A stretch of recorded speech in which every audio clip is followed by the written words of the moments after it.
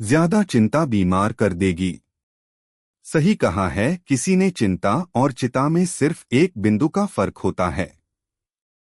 इस दुनिया में कुछ लोग बेवजह चिंता करते हैं, बिना किसी कारण के ही अपने आप को और मन को परेशान भी करते रहते हैं। चिंता हमें बीमार करती है। आज की इस ओवरथिंकिंग कोट्स से हम सीखेंगे कि हमें बेवजह चिंता नहीं करनी चाहिए। एक गांव में एक किसान था जिसे एक बहुत ही बुरी आदत लग चुकी थी, और वह आदत थी बेवजह चिंता करने की। वो हर समय किसी ना किसी चीज की चिंता करता ही रहता। वो हर समय सोचता रहता कि कहीं मेरे साथ कुछ गलत ना हो जाए, जबकि उसकी जिंदगी में अभी तक सब कुछ ठीक ही चल रहा था। उसके पास एक बद्धा सा खेत था जिसमें अच्छी खासी फसल हो जाती थी। खेती करने के 2 बैलगाड़ियां थी और एक अच्छा घर था। एक पत्नी और 2 प्यार बच्चे थे, लेकिन फिर भी वह किसी ना किसी अनहोनी के बारे में सोचकर बेवजह चिंता करता रहता। कभी सोचता कि अगर मेरी फसल में कीड़े लग गई तो क्या होगा? अगर आवारा पशुओं ने फसल को बर्बाद कर दिया तो क्या होगा? अगर सूखा पड़ गया या ज्यादा बारिश हो गई तो मेरी फसल खराब हो जाएगी। ऐसे ही वो भविष्य की अन्य बातों के बारे में सोचकर बेवजह चिंता में डूब रहा था। जैसे कि कहीं खेती के समय मेरे बैल बीमार ना पड़ी जाएं। मेरे बच्चों का भविष्य कैसा होगा? कहीं बुढ़ापे में मुझे कोई बड़ी बीमारी ना जाए। मेरे बच्चे बुढ़ापे में मेरा ख्याल रखेंगे भी या नहीं, वगैरह। अपनी इस लगातार बेमतलब चिंता करने की आदत की वजह से वो आसन और परेशानी नहीं लगता था, और अब उसका किसी भी काम में मन भी नहीं लगता था। उसकी पत्नी ने भी इस बात को अनुभव किया कि उसे बिना मतलब चिंता करने की आदत पड़ चुकी है। उसने उसे कई बार समझने की कोशिश भी की। तुम बेवजह चिंता करना छोड़, लेकिन उसके समझने का कोई मतलब नहीं रहा। उसे पता चला कि नगर में एक महात्मा आए हैं जिनके पास सारी समस्याओं का हल है। फिर एक दिन बौद्ध भिक्षु के आश्रम में पहुंची। बौद्ध भिक्षु बहुत ही बुद्धिमान और ज्ञानी व्यक्ति थे। किसान और उसकी पत्नी अपनी सारी समस्या बौद्ध भिक्षुओं के समक्ष रख दी। किसान ने कहा, महात्मा, मैं हर समय किसी ना किसी बात की चिंता करता रहता हूँ। मैं ज्यादातर उन बुरी चीजों के बारे में सोचकर चिंतित होता रहता हूँ जो अभी तक मेरे साथ हुई भी नहीं। किसान की समस्या को पूरे ध्यान से सुनने के बाद बौद्ध भिक्षु ने कहा, ठीक है, तुम दोनों कल सुबह आना और फिर मैं तुम्हें तुम्हारी समस्या का समाधान बता दूंगा। अगली सुबह जब किसान और उसकी पत्नी बौद्ध भिक्षु के आश्रम में पहुंचने हैं, तो देखते हैं कि बौद्ध भिक्षु बहुत ही चिंतित अवस्था में जमीन पर पालथी मारकर बैठे हुए हैं, और उनके सामने एक दूध से भरा गिलास रखा हुआ है। बौद्ध भिक्षु बार बार उस दूध के गिलास की तरफ देख रहे हैं, और फिर कभी अपना हाथ अपने सर पर रखते तो कभी जमीन पर। वह बहुत ही चिंतित और बेचैन दिखाई पड़ते थे। यह देखकर किसान ने पूछा, महात्मा, आप इतने परेशान क्यों लग रहे हैं? आपके समक्ष दूध रखा है, आप इसे पी क्यों नहीं लेते?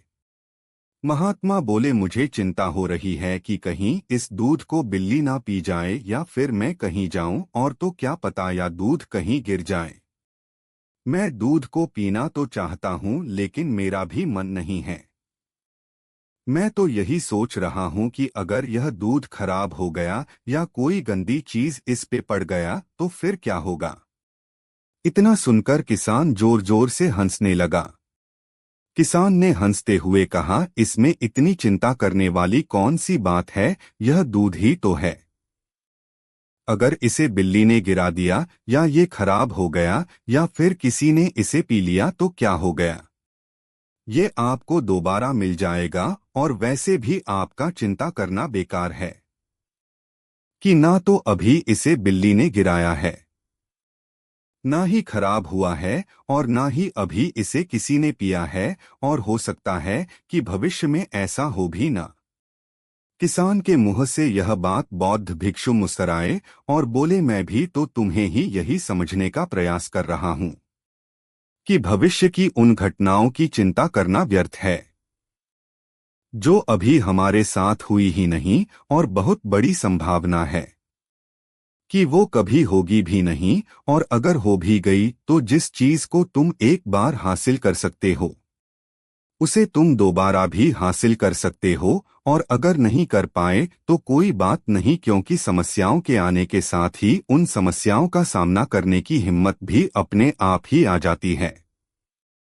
यह बातें सुनने के बाद किसान को लगा जैसे किसी ने उसके गाल पर एक थप्पड़ मारकर उसे नींद से जगा दिया हो। उसे महसूस हुआ कि वो भी तो यही गलती कर रहा है।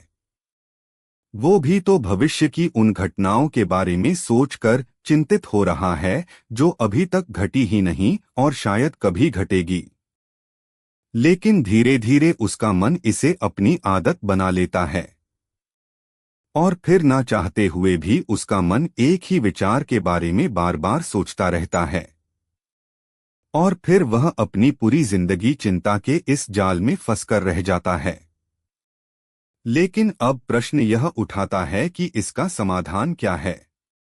तो इसका समाधान है ऊपर बताई गई जिन कहावत का अर्थ यानी जागरूकता। हमें अपने विचारों के प्रति जागरूक होना पड़ेगा।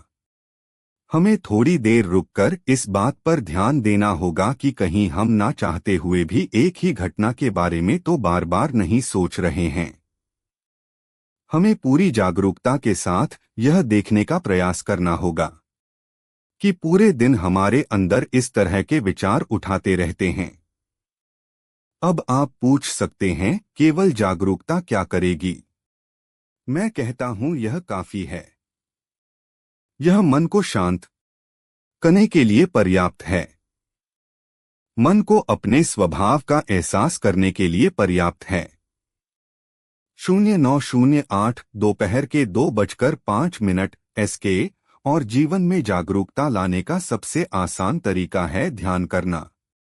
ध्यान करने के दौरान अपने विचारों पर ध्यान देना, और जब आप पूरी जागरूकता के साथ अपने विचारों पर ध्यान देना शुरू कर देंगे तब आप पाएंगे कि आपके मन में चलने वाले गैर जरूरी विचार एक एक करके अपने आप ही गायब होना शुरू हो जाएंगे, और फिर आप एक आनंदित और शांत जीवन अनुभव कर पाएंगे जो अभी तक घटी ही नहीं और शायद कभी घटेगी की नहीं।